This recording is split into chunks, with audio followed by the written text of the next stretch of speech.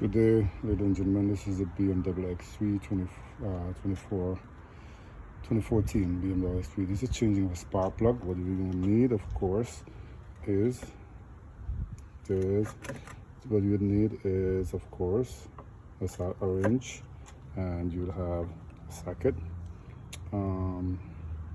extension socket with a 14 millimeter thin wall.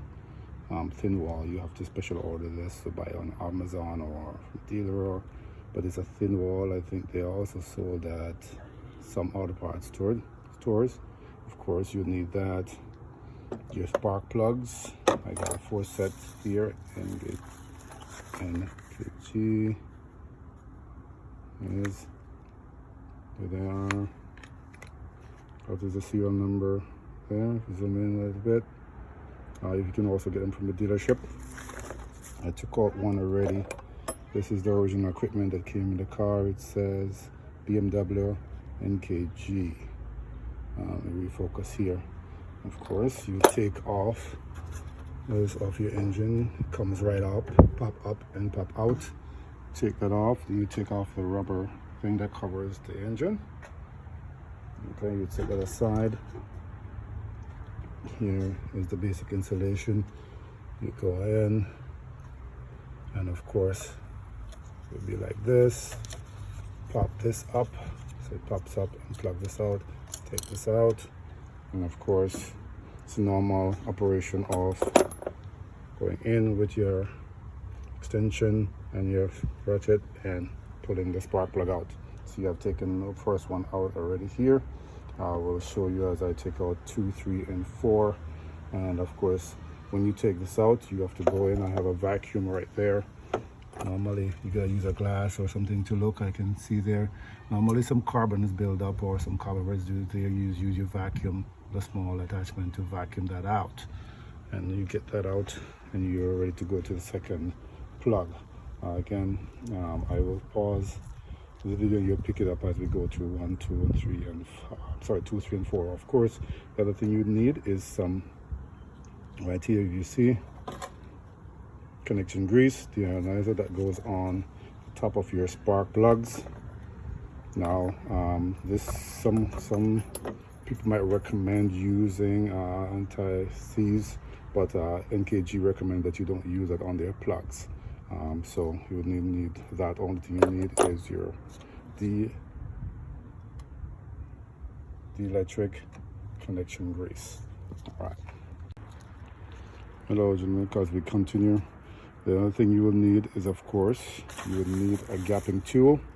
I have 2 there, the wire type and the type. Why I have 2 is simple, and if you follow any YouTuber, you'll see that this style, which is it's more accurate, or not more accurate, let's say it's an old-fashioned type. You would want to use this to gap you can use it to measure.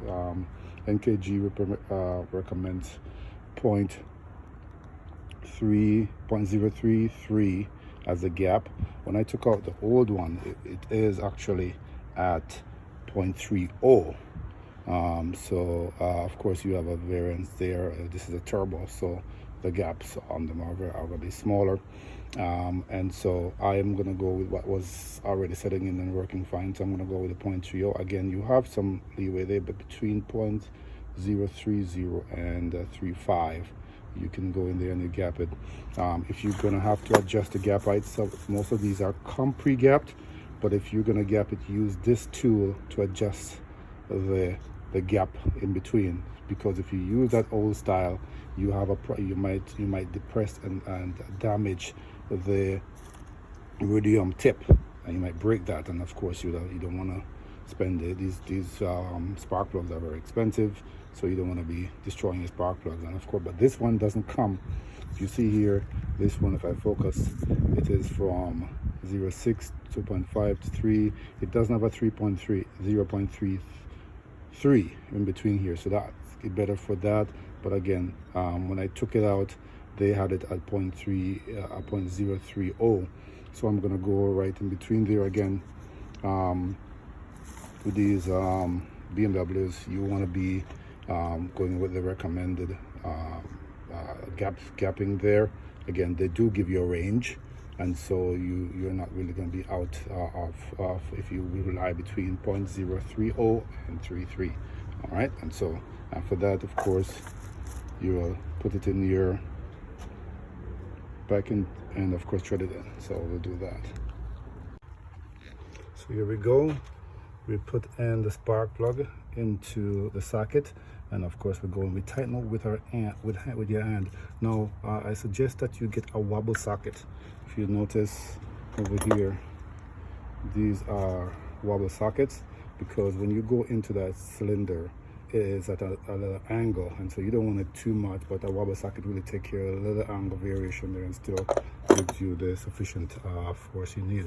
So you tighten in with the hand, and of course then you go in and of course untighten.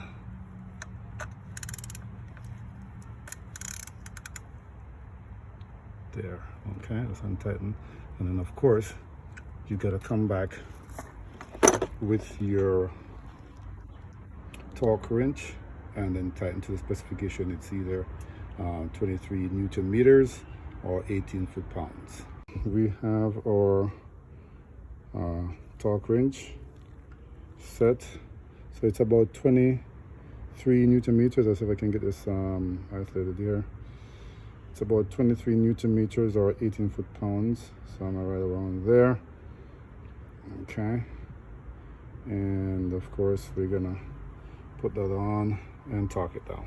All right, so you just torque it down to that specification right there. Okay, we have put in the first one. See that's in. Now we're gonna replace. So we just go in all the way down. You could move this connection out of the way. Twist that in. It's just here, it's snap.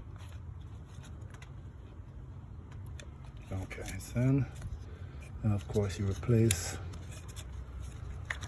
the connector.